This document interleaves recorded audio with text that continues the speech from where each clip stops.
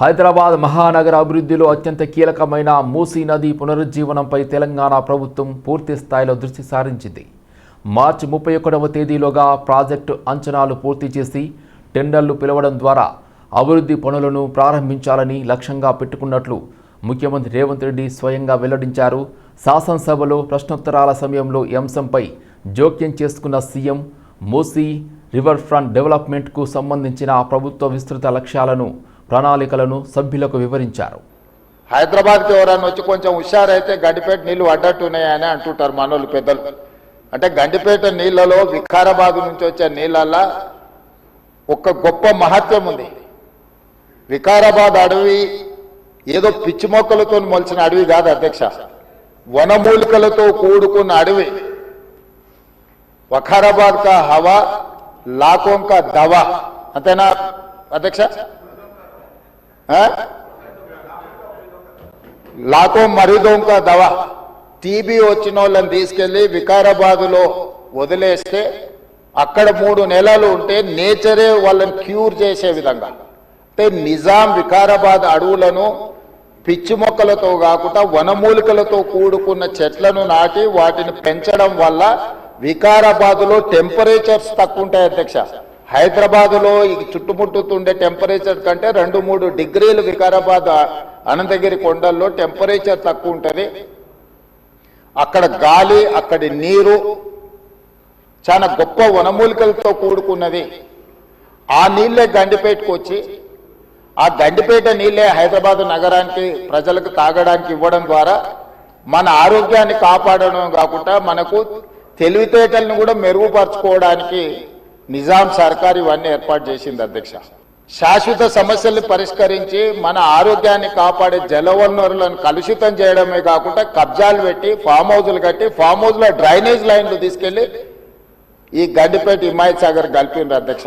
ఆగర్భ శ్రీమంతులు కట్టుకున్న ఫామ్ హౌజుల్లో ఉన్న drainage connections తీసుకెళ్లి గండిపేటకు హిమాయత్ సాగర్కు కనెక్ట్ చేస్తే వాళ్ళ మీద ఉక్కుపాదం మోపి అన్నిటిని కూలగొట్టి లక్షలాది నగరంలో ప్రజలు తాగే నీళ్లను కలుషితం చేస్తే ఎవరిని క్షమించమని చెప్పి మా ప్రభుత్వం వచ్చిన తర్వాత కఠినమైన చర్యలు తీసుకున్నది అధ్యక్ష.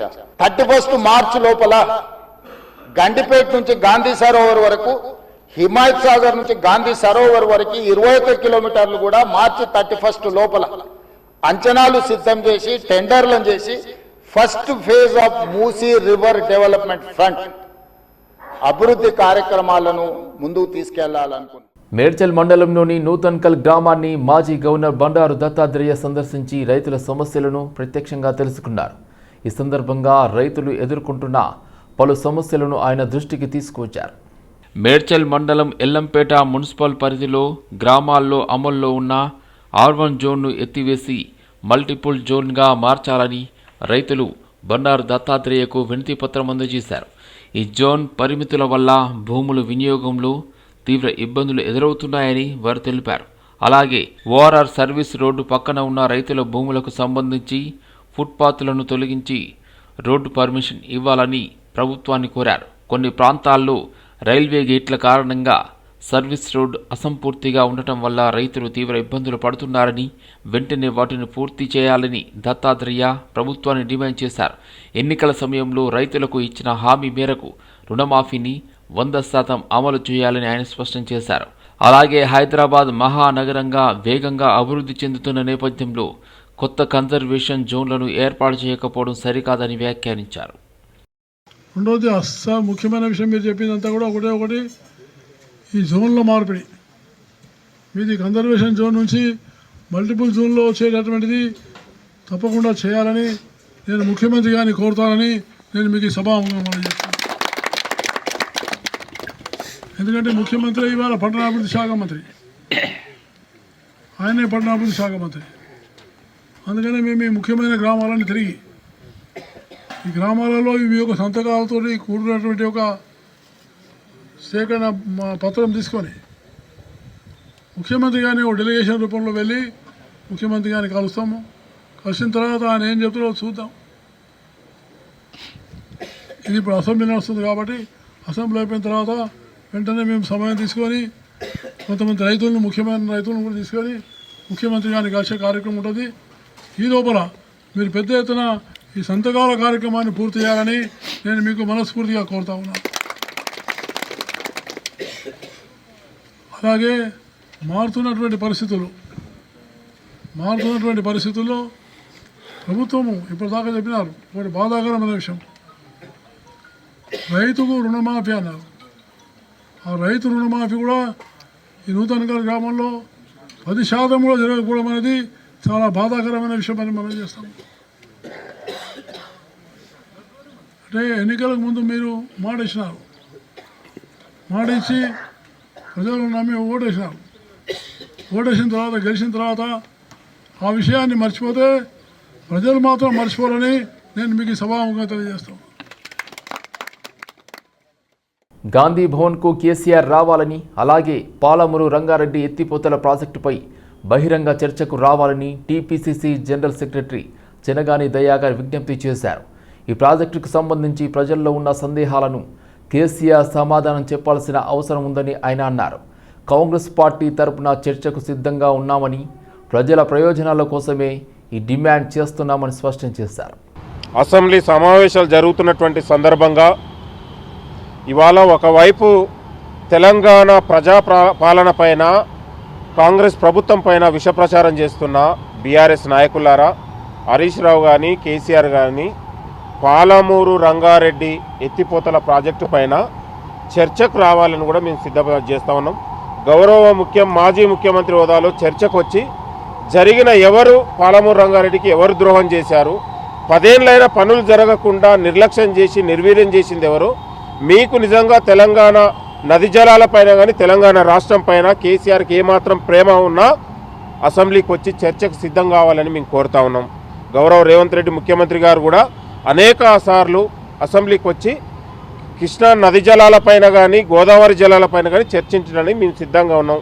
కానీ కేసీఆర్ కూడా రావాలని, అసెంబ్లీకి రావాలని మేము కోరుతా ఉన్నాం. ఇవాళ రేపు మేము ఇదే అంశం పైన రేపు చర్చకు లేవనెత్తా ఉన్నాం. కేసీఆర్ గారు వచ్చి తెలంగాణ నది జలాలలో, కృష్ణా జలాలలో ఎవరు ఆంధ్రాకు తరలించారు, ఎవరు గత ప్రభుత్వాలకు తొత్తుగా వ్యవహరించారు, ఎవరి నిర్లక్ష్యం వల్ల తెలంగాణలో ఇవాళ కృష్ణా జలాలు ఇవాళ ఆంధ్రాకు తరలించారనే అంశం పైన చర్చకు సిద్ధం. మేము 10 ఏళ్లలో మీ అవినీతి పాలన పైన చర్చించడానికి సిద్ధం. 2.5 ఏళ్లలో ప్రజాపాలన పైన ముఖ్యమంత్రి రేవంత్ రెడ్డి గారి నాయకత్వంలో జరిగిన అభివృద్ధి పనులు కానీ అన్నిటికి కూడా సిద్ధంగా మేము కోరుతా ఉన్నాం. ఇవాళ 17 లక్షల కోట్ల బడ్జెట్ 10 ఏళ్లలో మీరు ప్రవేశపెడితే, మీరు కేసీఆర్ హయాంలో కేవలం ఇరిగేషన్ ప్రాజెక్టులో పెట్టింది ఇవాళ 1,83,000 మాత్రమే.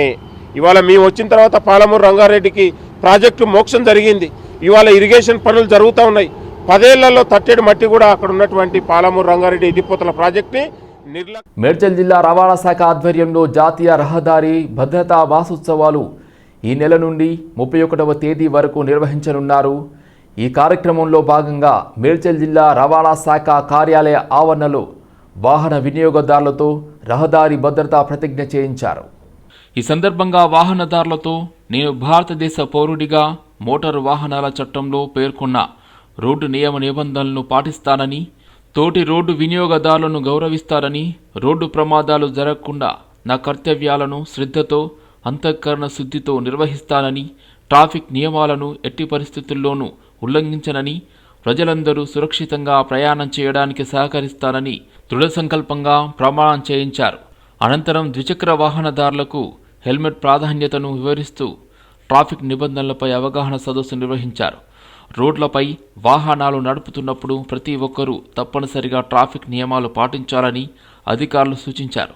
డ్రైవింగ్ సమయంలో నిద్రగా అనిపిస్తే వెంటనే వాహనాన్ని పక్కకు నిలిపి విశ్రాంతి తీసుకున్న తర్వాతనే ప్రయాణం కొనసాగించాలని సూచించారు. అలాగే మైనర్లకు వాహనాలు ఇవ్వకూడదని, ప్రతి ఒక్కరూ బాధ్యతాయుతంగా రహదారి భద్రతా ప్రమాణాలు పాటించాలని తెలిపారు.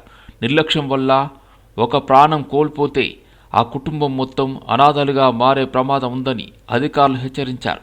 ఈ కార్యక్రమంలో రవాణా శాఖ అధికారులు, సిబ్బంది, వాహనదారులు అధిక సంఖ్యలో పాల్గొన్నారు. సామాన్య ప్రయాణికులకు సురక్షితమైన ప్రయాణాన్ని అందించాల్సిన ఆర్టీసీలో ఒక కండక్టర్ బరితెగించాడు. బస్సులో ప్రయాణిస్తున్న మహిళల పట్ల అత్యంత అసభ్యకరంగా ప్రవర్తించడమే కాకుండా నోటుకొచ్చినట్లు బూతులు తిడుతూ రెచ్చిపోయిన ఘటన కలకలం రేపుతుంది.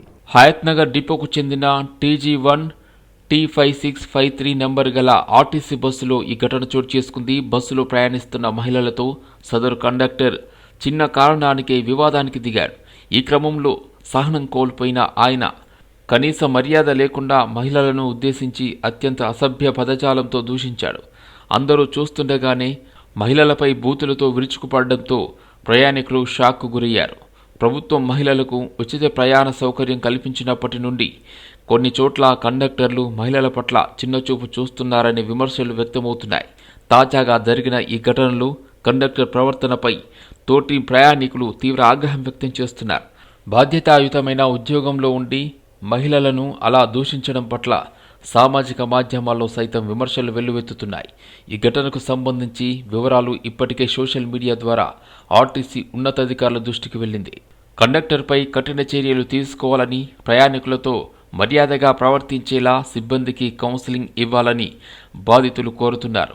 మహిళల రక్షణ కోసం ప్రాధాన్యత ఇస్తున్నామని చెబుతున్న ఆర్టీసీ యాజమాన్యం ఈ ఘటనపై ఎలా స్పందిస్తుందో వేచి చూడాలి.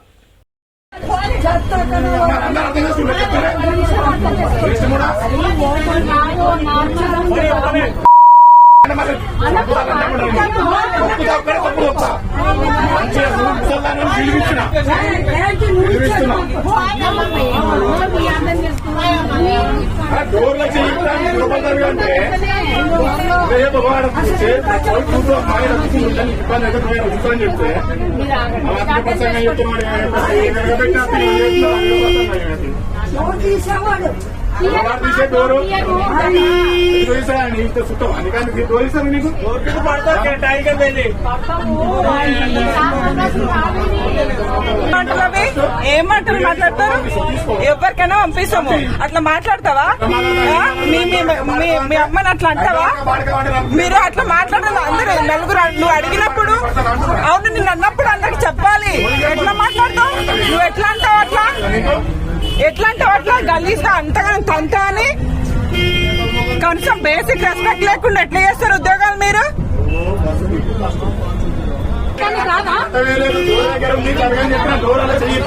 అవునన్నా, డోర్ దగ్గర బస్సు ఫుల్ ఉన్నప్పుడు ఏమన్నారా? మీరు అనలేదా? ఇప్పుడు మీరు అనలేదా? మీ అమ్మకు ఎక్కడిపై దగ్గర కలిస్తా అమ్మని తల్లిని ఏమి మాటలు ఇంత కలిసి నీ కట్టుకుంటా అట్లాంటి వాళ్ళు వచ్చి ఉద్యోగాలు చేస్తున్నారు. ఇంతమంది ఆడలు ఉన్నారు ముందు కలిసి బాగుందా? ఇంటుంటే అవునమ్మా, మరి ఆమె అన్నప్పుడు ఎందుకంటే మీరు చూస్తున్నారు ఏజెంట్ ఆయన మాట్లాడే మాటలేంట. ఆర్టీసీ బస్సులో మహిళలను దుర్భాషలాడుతూ అసభ్యంగా మాట్లాడిన హయత్ నగర్ డిపోకు చెందిన ఆర్టీసీ కండక్టర్ ప్రశాంత్ను డిపో మేనేజర్ శ్రీనివాసరావు విధుల నుండి తొలగించడం జరిగింది.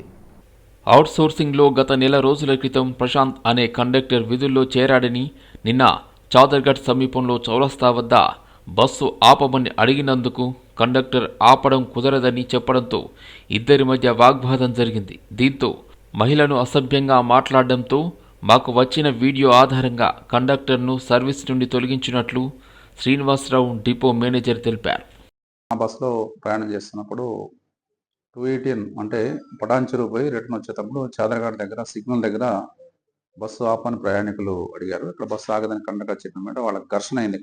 ప్రయాణికులకును కండక్టర్ గారు ఘర్షణ అయింది. ఆ సందర్భంగా ఆ కండక్టర్ గారు ప్రయాణికులు లేడీ ప్యాసింజర్ని అన్పార్లమెంటరీ లాంగ్వేజ్లో దూషించినట్టుగా మనకి వీడియో రికార్డు తెలుస్తూ ఉంది. అది మేము కూడా తీసుకుని ఆ కండక్టర్ గారి స్టేట్మెంటు డ్రైవర్ గారితో మాట్లాడి అతను క్రమశిక్షణ చర్య ఉల్లంఘించినది కాబట్టి క్రమశిక్షణని అతని మీద తీవ్రమైన క్రమశిక్షణ చర్య అంటే మనకున్న కాంట్రాక్ట్ కండక్టర్ అతను అవుట్సోర్సింగ్ బేస్లో పనిచేస్తున్నారు, తాత్కాలికంగా పనిచేస్తున్నారు. మనకున్నటువంటి మన రూల్స్ అండ్ రెగ్యులేషన్ ప్రకారం అతన్ని విధుల నుంచి తొలగించడం కోసం నిర్ణయం తీసుకున్నాం. మా ఉన్నతాధికారులు ఆర్ఎం గారు కానీ మా యొక్క సూచనలు పాటించి అతన్ని తక్షణమే ఈ రోజు నుంచే విధుల నుంచి తొలగిస్తున్నామని తెలియజేస్తున్నాం. ఆ కండక్టర్ గారిని కూడా పిలిచి మాట్లాడినప్పుడు ఈ డోరు సిగ్నల్ దగ్గర డోర్ తీయమని అడిగారట. ఆ బస్సు డోర్ తీస్తే బస్సు మూవ్ కాదు కాబట్టి బస్సు వీలు పడదని కండక్టర్ గారు చెప్పిన మీదట డోర్ తీయడం కోసం ప్రయత్నం చేసిన కండక్టర్లు ప్రయత్నం చేస్తారంటే వద్దు, డోర్ తీయొద్దు, మీ చెయ్యి నలిగిపోద్దని చెప్పాడట. అయినప్పుడు నువ్వెవరు నాకు చెప్పడానికి నీ చెంప పగిలింది అని వాళ్ళు కూడా బూతులు తిట్టారట. తిట్టిన మీదట నేను వాళ్ళని ఏమనలేదు, అట్లా తిట్టొద్దని చెప్పాను, ఆ విధంగా తిట్టొద్దని చెప్పాడు అతను అడిగితే. కానీ వీడియోలో మాత్రం ఇతను తిట్టినట్టుగా మనకి స్పష్టంగా కనిపిస్తూ ఉంది. కాబట్టి ఏదైనా ఇష్యూ జరిగినప్పుడు, ఘర్షణ జరిగినప్పుడు, ప్రయాణికులతో ఏదైనా ఇబ్బంది జరిగినా కానీ అట్లా ఏది కూడా మనం వాళ్ళతో ఘర్షణ పడకుండా పోలీస్ స్టేషన్ కానీ లేదా మాకు కానీ తెలియజేయాల్సిన అవసరం ఉంటుంది. అది ఇంతకుముందుకు అతనికి ఉద్యోగంలోకి వచ్చేటప్పుడే ట్రైనింగ్లో చెప్పి ఉన్నాము. మరి అయినప్పటికీ అతను ఆవేశంలో ఈ విధంగా దూషించడం, ముఖ్యంగా మహిళల పట్ల అసభ్యంగా ప్రవర్తించడం చాలా అన్యాయం. కాబట్టి రంగారెడ్డి జిల్లా రాజేంద్ర నగర్ శంషాబాద్ మండల పరిధిలో తెల్లవారుజామున తీవ్ర పొగమంచు కమ్ముకుంది. ముఖ్యంగా ఔటర్ రింగ్ రోడ్డుపై ప్రయాణిస్తున్న వాహనదారులు తీవ్ర ఇబ్బందులు ఎదుర్కొన్నారు. పొగమంచు కారణంగా దృశ్యమానత పూర్తిగా తగ్గిపోవడంతో ఔటర్ రింగ్ రోడ్డుపై వాహనాలు నెమ్మదిగా కదిలాయి. జాతీయ రహదారి శంషాబాద్ నుండి బెంగళూరు వెళ్లే మార్గంలో కూడా పరిస్థితి మరింత తీవ్రంగా మారింది. భద్రతా కారణాల దృష్ట్యా పలువురు వాహనదారులు తమ వాహనాలను రహదారి పక్కకు నిలిపివేశారు. దీంతో శంషాబాద్ నుండి పాలమాకుల వరకు రహదారిపై భారీగా ట్రాఫిక్ జామ్ ఏర్పడింది. దాదాపు 10 కిలోమీటర్ల మేర వాహనాలు నిలిచిపోయినట్లు సమాచారం. వాహనదారులు పూర్తిగా పొగమంచుతో నిండిపోవడంతో ఎక్కడికక్కడ వాహనాలు ఆగిపోవాల్సిన పరిస్థితి నెలకొంది. ట్రాఫిక్ పోలీసులు అప్రమత్తమై పరిస్థితిని సమీక్షిస్తూ వాహనదారులు అత్యంత జాగ్రత్తగా ప్రయాణించాలని సూచిస్తున్నారు.